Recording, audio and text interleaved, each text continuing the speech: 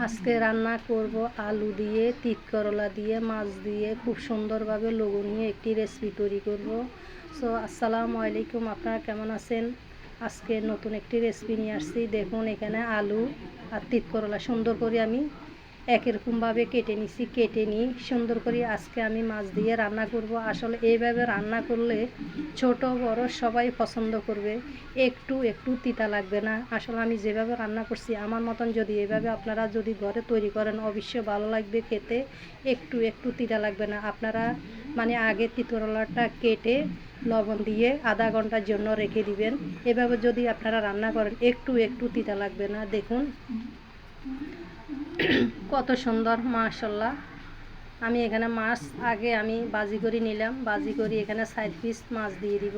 মাছ দিয়ে আজকে এই রেসিপিটা আমি তৈরি করব। আসলে এইভাবে রান্না করলে খেতে অনেক অনেক মজা লাগে, খুব ভালো লাগবে। আপনাদের ছোট ছোট সোনামণি যারা আছে তিত করলা খেতে চায় না, আসলে এইভাবে রান্না করি দিয়ে দেখবেন, অবশ্যই তাদের ভালো লাগবে। ভিডিও যদি ভালো লাগে তাহলে লাইক করে দিবেন, শেয়ার করে দিবেন বেশি বেশি, আর কমেন্ট করে জানাবেন ভিডিও কেমন লাগতেছে। আপনারা ভালো থাকবেন, সুস্থ থাকবেন। আল্লাহ হাফেজ।